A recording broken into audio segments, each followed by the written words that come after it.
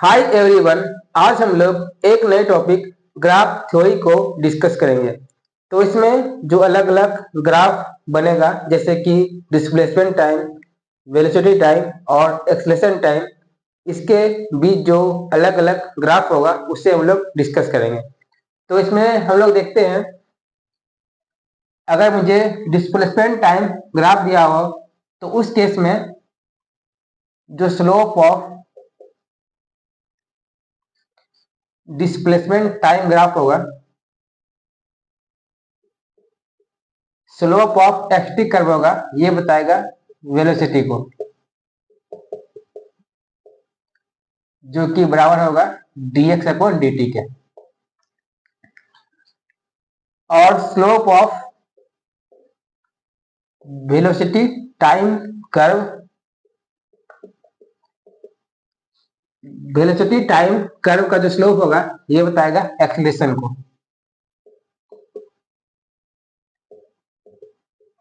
जो कि इक्वल होगा dv अपॉन dt के। Again slope of acceleration time curve ये बताएगा जर्क, जो कि बताएगा da अपॉन dt, यानी rate of change in the acceleration of the object. तो इस तरह से हमने देखा, अगर मुझे डिस्प्लेसमेंट टाइम ग्राफ दिया हो, वेलोसिटी टाइम ग्राफ दिया हो या फिर एक्सीलरेशन टाइम ग्राफ दिया हो, उसका स्लोप के थ्रू हम लोग वेलोसिटी, एक्सीलरेशन और जर्क हम लोग निकाल सकते हैं। अगेन अगर आप देखोगे यहाँ पे, अगर मुझे वेलोसिटी टाइम ग्राफ दिया हो तो उसका स्लोप बताएगा एक्सीलरेशन को। अगर हम area under curve, area under VT curve की बात करें तो ये बताएगा डिस्प्लेसमेंट को। यानी हमें अगर वीटी कर्व दिया हो और किसी टाइम इंटरवल में हम उसका एरिया निकालें वीटी कर्व का, तो यह उस टाइम इंटरवल में जो डिस्प्लेसमेंट होगा ऑब्जेक्ट के द्वारा ट्रेवल किया गया, वो मुझे डिस्प्लेसमेंट वह इंडिकेट करेगा। अगेन एरिया अंडर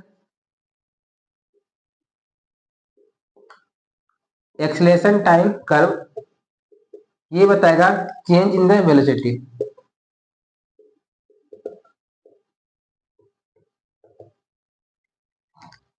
इस तरह से एक्सटी कर्व का जो स्लोप होगा बताएगा वेलोसिटी को, वीटी कर्व का स्लोप बताएगा एक्सीलरेशन को, एटी कर्व का स्लोप बताएगा जेड को, एरिया अंडर वीटी कर्व ये बताएगा डिस्प्लेसमेंट, और एरिया अंडर एटी कर्व ये हो जाएगा चेंज इन द वेलोसिटी। तो इसमें बेसिकली हम लोग अलग अलग केस को देखेंगे। सबसे पहले हम देखेंगे, अगर ऑब्जेक्ट का एक्सीलरेशन 0 हो तो उस केस में जो ग्राफ बनेगा एस टी, वी टी और ए टी कर्व का, वो हम लोग देखेंगे। नेक्स्ट केस में हम लोग देखेंगे, अगर एक्सीलरेशन कांस्टेंट हो और उसमें दो केस बनेगा, एक अगर एक्सीलरेशन पॉजिटिव है और दूसरा अगर एक्सीलरेशन निगेटिव है, तो इन दोनों केस में हम लोग जो कर्व होगा एस टी, वी टी और ए टी का, वो हम लोग देखेंगे। तो इसमें पहला केस देखते हैं जिसमें हम लोग एक्सीलरेशन को 0 मान रहे हैं। तो यहाँ पे देखो, अगर एक्सीलरेशन 0 है, it means a equal to dv upon dt। It means जो डेल्टा v हो जाएगा 0 होगा। डेल्टा v 0 मतलब वेलोसिटी हो गया कांस्टेंट। तो यहाँ पे हम लोग v को लिख सकते हैं dx अपॉन dt, और ये जो कांस्टेंट है इससे हम लोग मान रहे हैं सपोर्टेड k। तो यहाँ पे आप इसको जब इससे लिख सकते हो dx equal to k dt, इसे आप इंटीग्रेट करोगे तो हम लोग मान रहे हैं एट p इक्वल टू 0 जो ऑब्जेक्ट है x नोट पे रखा हुआ है, और एट एनी टाइम x जो ऑब्जेक्ट का पोजीशन है x है। इसे इंटीग्रेट करेंगे 0 से t, तो यहाँ से x का जो वैल्यू होगा ये हो जाएगा x नोट प्लस के टी। तो इस तरह से हमें पोजीशन और टाइम के बीच रिलेशन आ गया, वेलोसिटी कांस्टेंट है और एक्सेलरेशन 0 है। अब हम लोग पोजीशन टाइम ग्राफ देखते हैं। तो यहाँ पे देखो,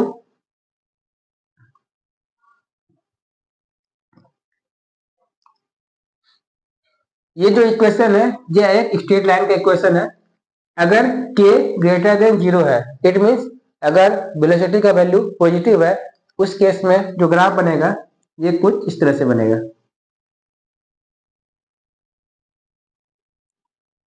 लेटस यह हॉरिजॉन्टल से बना रहा है थीटा एंगल, तो इस केस में जो टेन थीटा का वैल्यू होगा ये हो जाएगा k के बराबर, जिसका वैल्यू है ग्रेटर देन 0। तो इस तरह से अगर वेलोसिटी पॉजिटिव है तो इसका स्लोप होगा यह पॉजिटिव होगा, और इसका जो स्लोप होगा यह वेलोसिटी के मैग्नीट्यूड को बताएगा। अगेन हम देखते हैं वेलोसिटी टाइम ग्राफ। तो यहाँ पे देखो जो वेलोसिटी है कांस्टेंट है और जो वेलोसिटी का वैल्यू है यह एक कांस्टेंट है। तो यहाँ पे जो ग्राफ होगा एक हो जाएगा straight line toward positive direction of velocity. तो यहाँ पे देखो ये हो जाएगा v इक्वल टू के, जिसका वैल्यू है ग्रेटर देन 0। तो हम लोगों ने पोजीशन टाइम ग्राफ देखा, वेलोसिटी टाइम ग्राफ देखा, अब देखते हैं एक्सेलरेशन टाइम ग्राफ।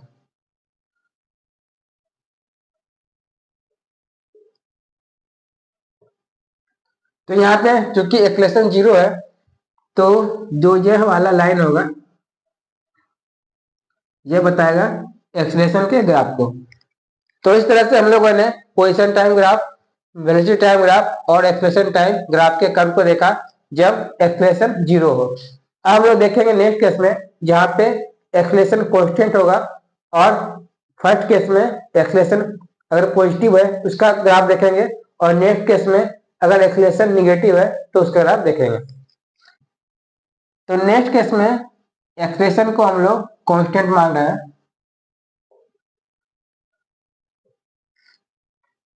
तो यहाँ पे एक्सेलरेशन कांस्टेंट है, इसमें पहला केस लेते हैं जहाँ पे एक्सेलरेशन पॉजिटिव है, it means acceleration greater than 0 है। At t equal to 0 object रखा हुआ है x नोट पे, और जो ऑब्जेक्ट का वेलोसिटी है t इक्वल टू 0 पे ये है v नोट, और यहाँ पे x नोट और v naught at t equal to 0 पे दोनों ही पॉजिटिव है। तो एट एनी टाइम t जो पोजीशन हो जाएगा ये हो जाएगा x naught plus v naught t plus half a t square.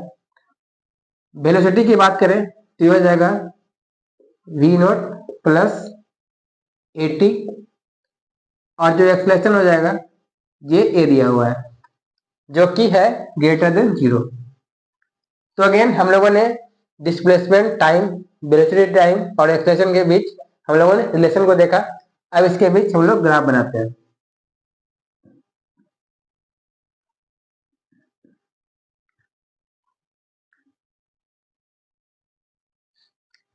तो यहाँ पे देखो एट टी इक्वल टू 0 जो ऑब्जेक्ट रखा हुआ है एक्स नोट पे रखा हुआ है। यहाँ पे ऑब्जेक्ट का जो वेलोसिटी है पॉजिटिव है, और जो ऑब्जेक्ट रखा हुआ है ये रखा हुआ है पॉजिटिव एक्स एक्सिस पे।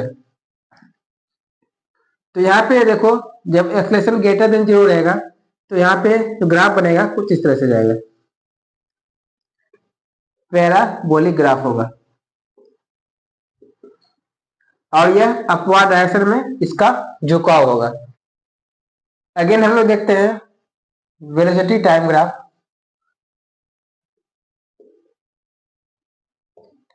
तो एट t इक्वल टू 0 जो वेलोसिटी है ये positive, it means suppose that ये v नोट, और यहाँ पे जो इक्वेशन है ये एक स्ट्रेट लाइन का इक्वेशन है जिसका कि स्लोप a है, और a क्या है पॉजिटिव है। तो यहाँ पे जिसका ग्राफ बनेगा ये कुछ इस तरह से जाएगा।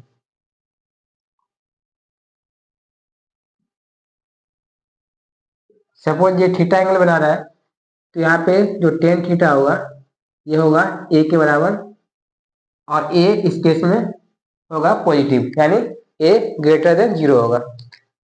अगेन हम एक्सलेशन टाइम ग्राफ की बात करें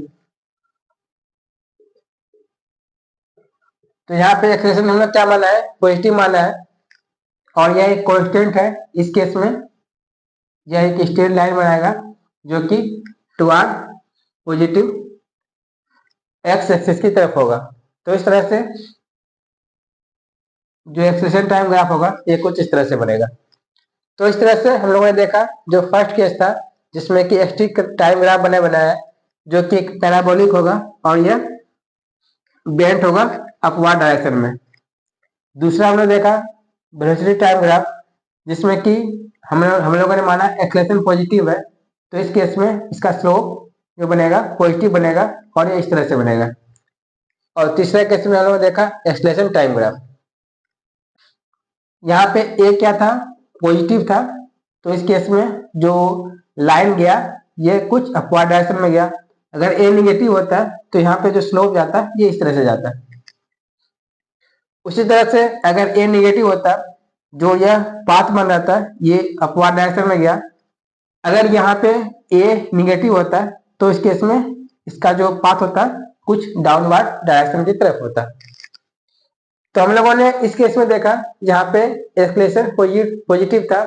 नेक्स्ट केस में हम लोग देखेंगे जब एक्सलेशन निगेटिव हो तो उस केस में ग्राफ क्या होगा। तो अब हम लोग देखेंगे अगर एक्सलेशन निगेटिव हो उस केस में एक्टी कर्व, वीटी कर्व और एटी कर्व का हम लोग ग्राफ बनाएंगे।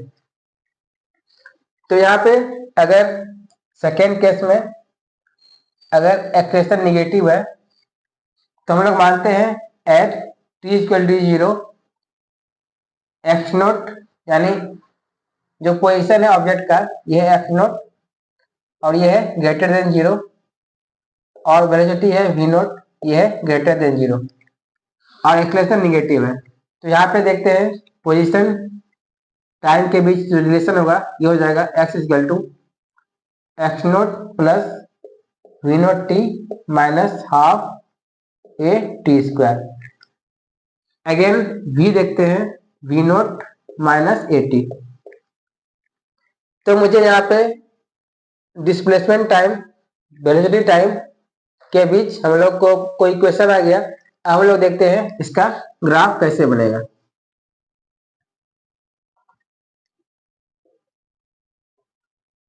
तो यहाँ पे देखो एट टी इक्वल टू 0 जो ऑब्जेक्ट है यह एक्स नोट पे रखा हुआ है और यहाँ पे देखो जो एक्सलेशन निगेटिव है तो यहाँ पे जो कर्व बनेगा कुछ इस तरह से जाएगा।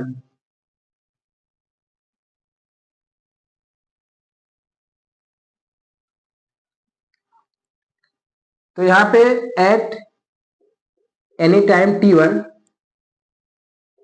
ये ऑब्जेक्ट एक मैक्सिमम डिस्प्लेसमेंट होगा, उसके बाद इसका डायरेक्शन चेंज होगा और यह इसका वेलोसिटी इसके इस पॉइंट के बाद यह टुवर्ड निगेटिव एक्स एक्सिस की ओर जाने लगेगा। तो इस तरह से यहाँ पे आप देखोगे इस रीजन में जो वेलोसिटी होगा ये होगा ग्रेटर देन 0 और इस रीजन में जो वेलोसिटी होगा ये होगा लेस देन 0। तो इस तरह से हम लोगों ने डिस्प्लेसमेंट टाइम ग्राफ को देखा। अब हम लोग देखते हैं वेलोसिटी टाइम ग्राफ को। तो at t equal to 0 object का वेलोसिटी है वी नॉट और यहाँ पे इसका जो स्लोप है निगेटिव है, तो इसका ग्राफ कुछ इस तरह से जाएगा।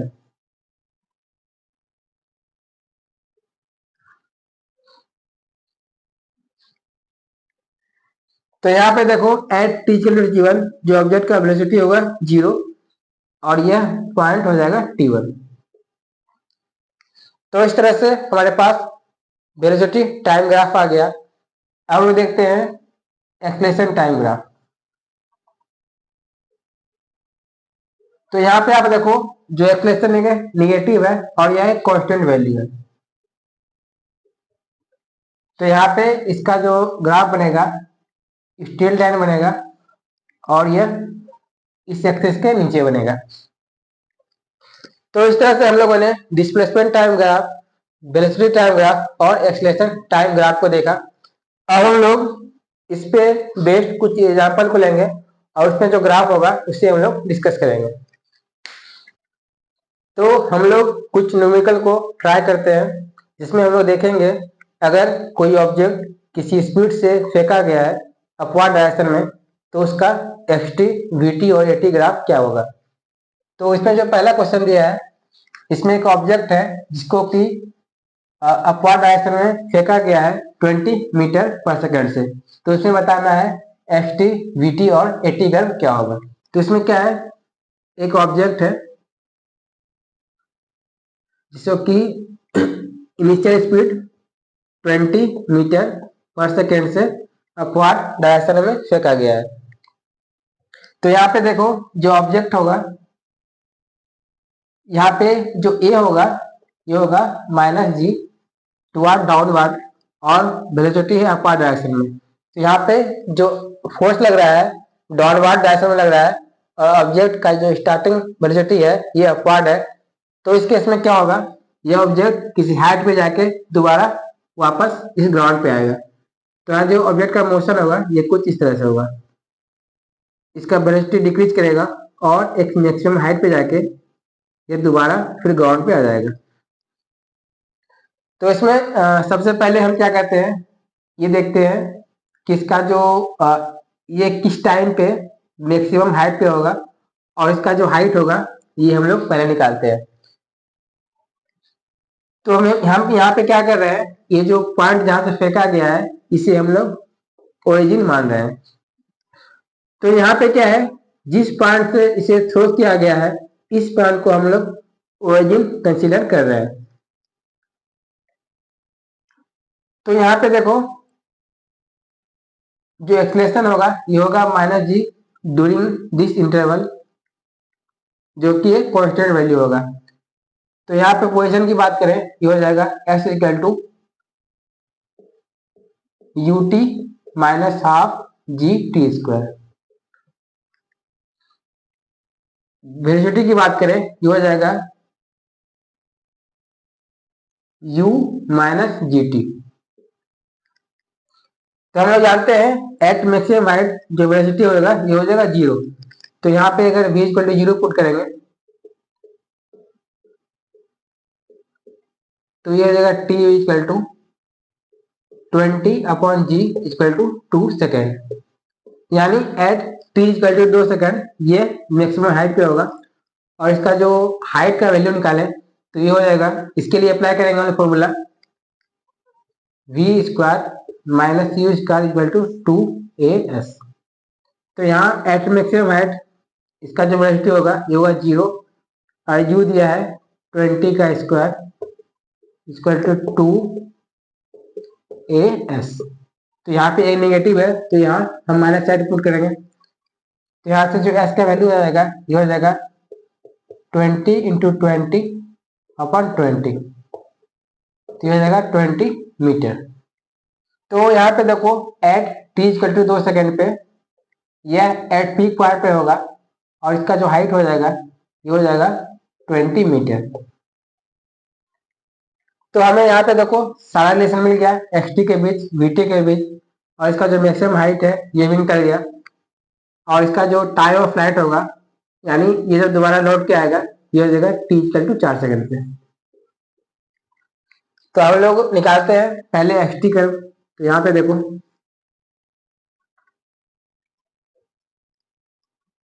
एट t इक्वल टू 0 इसका जो पोजीशन है ये ओरिजिन पे है।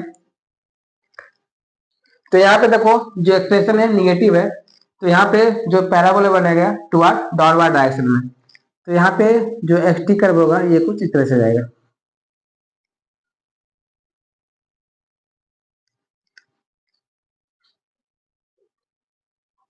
तो यह इसका मैक्सिमम हाइट हो जाएगा और इसका वैल्यू है 20 मीटर, यानी ये कोऑर्डिनेट होगा 20 और ये टाइम हो जाएगा t इक्वल टू 2 सेकेंड पे ये मैक्सिमम हाइट पे होगा।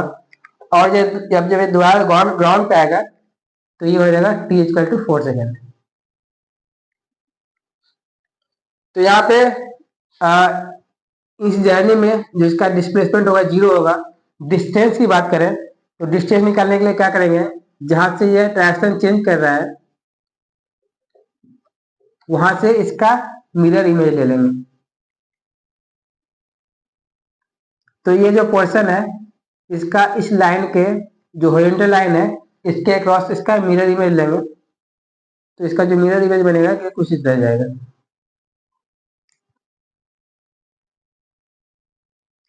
तो ये हो जाएगा 40। तो इस तरह से जो डिस्प्लेसमेंट टाइम ग्राफ बनेगा ये हो जाएगा इस तरह से, और जो डिस्टेंस टाइम ग्राफ होगा ये बनेगा कुछ इस तरह से, velocity time graph.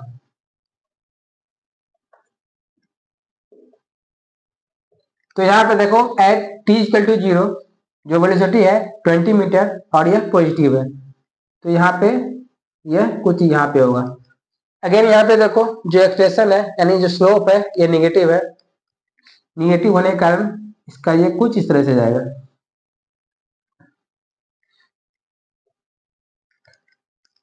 Eight 2 second पे यह मैक्सिमम हाइट पे है, यानी at t equal to 2 second इसका जो वेलोसिटी हो जाएगा 0 हो जाएगा, यानी ये जो पॉइंट होगा ये हो जाएगा टी इक्वल टू 2 सेकेंड और ये पॉइंट हो जाएगा t equal to 4 second. And t equal to 4 second जो इसका वेलोसिटी हो जाएगा यह हो जाएगा v equal to 20 minus 4 minus 10, ये हो जाएगा -20 मीटर पर सेकेंड। तो ये जो पॉइंट हो जाएगा ये हो जाएगा -20। तो इस तरह से हम लोगों ने डिस्प्लेसमेंट टाइम और वेलोसिटी टाइम का ग्राफ देखा। अब हम लोग देखते हैं एक्सेलरेशन टाइम ग्राफ।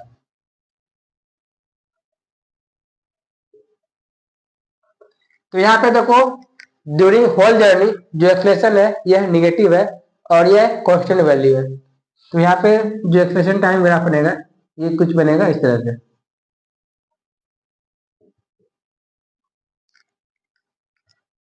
तो इस तरह से हम लोगों ने displacement time graph, velocity time graph और एक्सेलरेशन टाइम ग्राफ को देखा।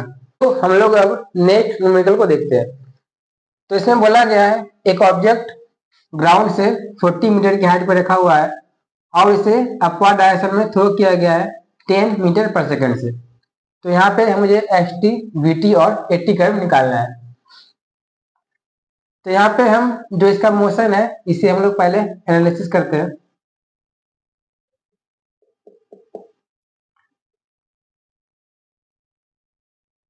तो यहाँ पे देखो जो ऑब्जेक्ट जहां से थ्रो किया गया है इसे हम लोग ओरिजिन कंसिडर कर रहे हैं। तो यहाँ पे देखो ऑब्जेक्ट कुछ इस तरह से जाएगा और एक मैक्सिमम हाइट जाने के बाद यह ग्राउंड पे आ जाएगा। तो मुझे जो ये मोशन किया इसका ग्राफ बनाना है। तो मान लेते हैं एट t1 टाइम ये होगा मैक्सिमम हाइट पे। तो हमें यहाँ पे t1 निकालना है। अगेन जो ये पॉइंट होगा इसका कोऑर्डिनेट हो जाएगा -40। इससे सपोज डेट ये t2 टाइम पे गया। तो यहाँ पे मुझे t2 टाइम निकालना है। अगेन यहाँ पे ऑब्जेक्ट आएगा, इसे हम लोग मान लेते हैं t3। तो यहाँ पे t1, t2 और t3 पहले निकालते हैं, उसके बाद इसका जो ग्राफ बनेगा ये हम लोग देखेंगे। तो यहाँ पे अगर हम डिस्प्लेसमेंट टाइम का जो रिलेशन होगा उसकी बात करें तो ये हो जाएगा x equal to ut minus half g t square. Velocity time graph की बात करें ये हो जाएगा 10 माइनस जी टी और यहाँ पे एक्सप्रेशन हो जाएगा -g और g का वैल्यू हम ले रहे हैं 10 मीटर पर सेकंड स्क्वायर। तो हम जानते हैं एट जब ये मैक्सिमम हाइट पे होगा यहाँ पे जो इसका वेलोसिटी होगा ये हो जाएगा 0। तो यहाँ पे अगर v equal to 10 minus g t इसको अगर 0 पुट करेंगे तो ये हो जाएगा t1 इक्वल टू 1 सेकेंड, यानी t इक्वल टू 1 सेकेंड पे जो ऑब्जेक्ट है यह मैक्सिमम हाइट पे होगा, उसके बाद यह नीचे आना शुरू हो जाएगा। तो हमें यहाँ पे निकालना है t3 टाइम।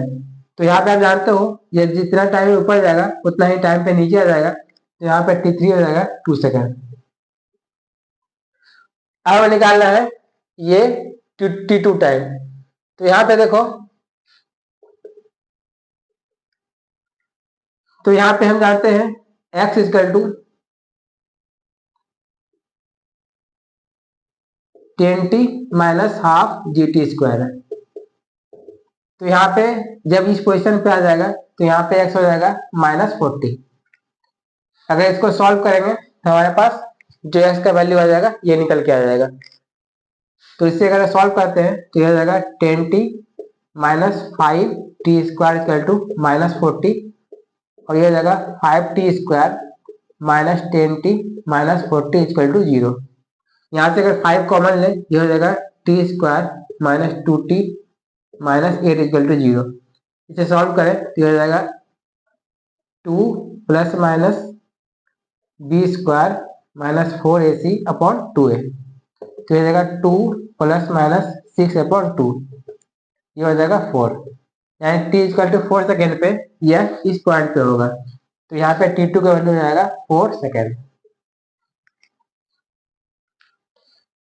तो हम लोगों ने देखा जब यह अपने मैक्सिमम हाइट पे होगा तो यह किस टाइम पे मैक्सिमम हाइट पे होगा, और किस टाइम पे यह इस पोजीशन पे होगा, और किस टाइम पे यह ग्राउंड पे होगा। तो मैंने तीनों टाइम निकाल लिया। अब हम लोग देखते हैं इसका वेलोसिटी का क्या होगा at t equal to t1 second पे, t3 और t2 सेकेंड पे। तो हम लोगों ने टाइम निकाला जब यह अपने मैक्सिमम हाइट पे होगा, और जब ये दोबारा ओरिजिन पे आएगा, और जब x इक्वल टू -40 यानी जब ये ग्राउंड को टच करेगा। हम लोग देखते हैं एट तीनों टाइम पे इसका वेलोसिटी क्या हो जाएगा, क्या वेलोसिटी क्या होगा। तो eight t1 equal to 1 second की बात करें तो यहाँ पे जो वेलोसिटी हो जाएगा ये हो जाएगा 0। एट t3 पे बात करें, यहाँ पे जो वेलोसिटी हो जाएगा ये हो जाएगा -10 मीटर पर सेकेंड, और यहाँ पे जो वेलोसिटी हो जाएगा ये हो जाएगा -30 मीटर पर सेकेंड। तो इस तरह से हमारे पास अलग अलग टाइम पे वेलोसिटी हम लोगों ने निकाल लिया। अब हम लोग देखते हैं इसका ft ग्राफ।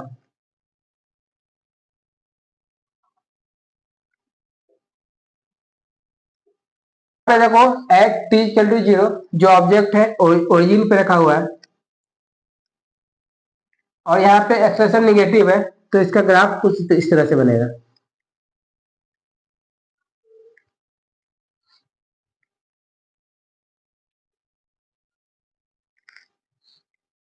तो एट ये जो हाईएस्ट पॉइंट होगा ये बताएगा t इक्वल टू 1 सेकेंड को, और ये हो जाएगा t इक्वल टू 2 सेकेंड, और यह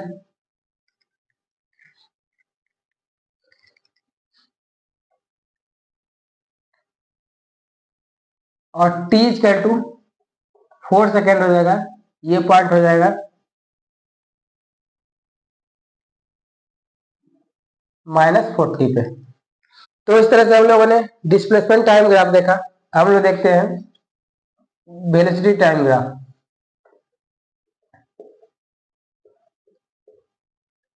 तो यहाँ पे देखो एट t इक्वल टू 0 जो वेलोसिटी है ये है +10।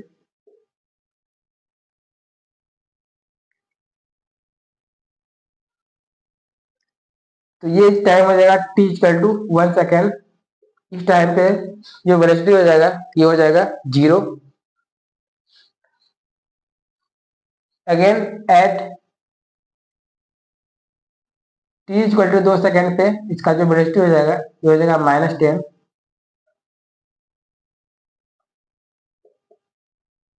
Again t equal to 4 second इसका जो वेलोसिटी हो जाएगा ये हो जाएगा -30 मीटर पर सेकेंड। तो इस तरह से जो वेलोसिटी टाइम ग्राफ होगा ये कुछ इस तरह से होगा। अब हम लोग देखते हैं एक्सेलेरेशन टाइम ग्राफ।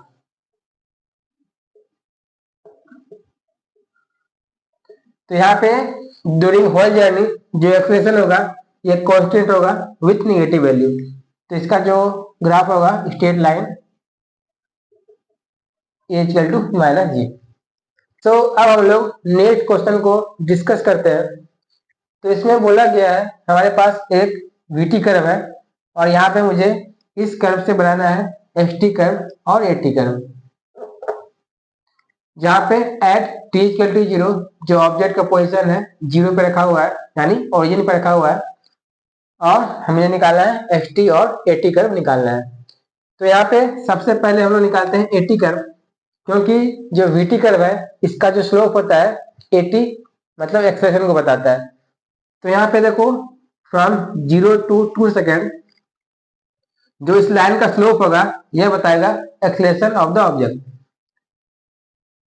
तो इसका स्लोप निकालने के लिए सपोज दैट ये एंगल थीटा है, तो इसका जो स्लोप हो जाएगा टेन थीटा, ये हो जाएगा 10/2 यानी 5, यानी जो एक्सप्रेशन हो जाएगा फ्रॉम 0 से 2 सेकेंड के बीच ये हो जाएगा 5 metre per second square with positive sign.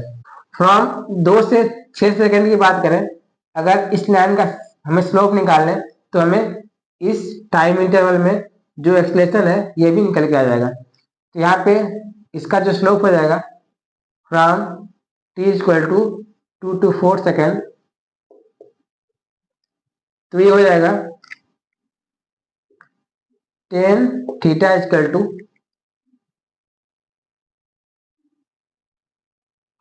10/2, ये हो जाएगा 5 metre per second square.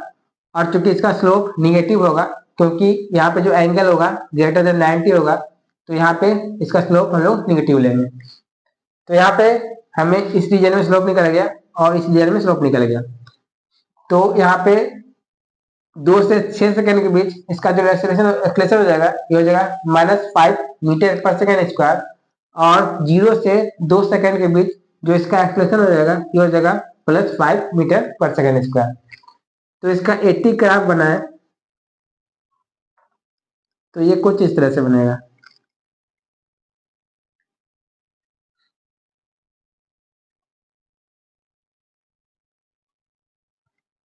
From 0 से 2 सेकेंड के बीच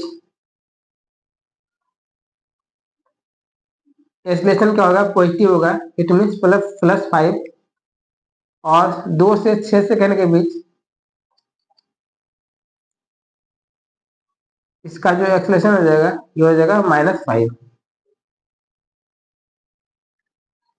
तो इस तरह से एटी कर्व जो इसका बनेगा ये कुछ इस तरह से बनेगा। अब हम देखते हैं एसटी कर्व।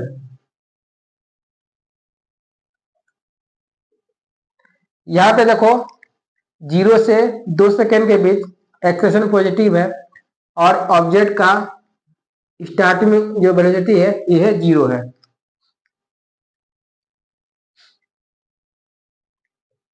और एट टी इक्वल टू 0 जो ऑब्जेक्ट रखा हुआ है यह ओरिजिन पे रखा हुआ है। तो इस केस में देखो फ्रॉम 0 से 2 सेकेंड के बीच इसका ग्राफ बनेगा अपवर्ड डायरेक्शन की ओर जाता हुआ।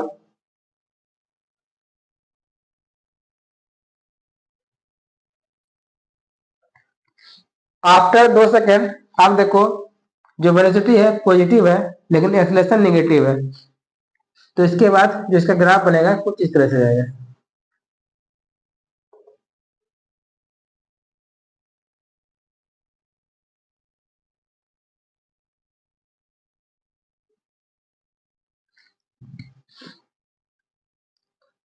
तो यहाँ पे ये हो जाएगा टी इक्वल टू 2 सेकेंड, और टी इक्वल टू 4 सेकेंड पे यह एक मैक्सिमम पीक पे होगा, यानी यहाँ पे जो वेलोसिटी होगा ये हो जाएगा 0। Again at t equal to 6 second ये अगेन इस पॉइंट पे आ जाएगा। तो यहाँ पे देखो यहाँ पे इस रीजन में जो एक्सप्रेशन है कांस्टेंट है, तो ये जितने टाइम में यह ऊपर गया है और जितने टाइम में दोबारा ये नीचे आएगा उसका टाइम पीरियड सेम है।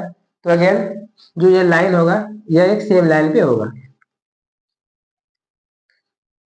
तो इस तरह से यह डिस्प्लेसमेंट टाइम ग्राफ आ गया। अगर हमें डिस्टेंस टाइम ग्राफ निकालना हो तो इस केस में जहां से ऑब्जेक्ट अपना डायरेक्शन चेंज कर रहा है वहां से हम लोग इस वाले पार्ट का मिरर इमेज लेंगे।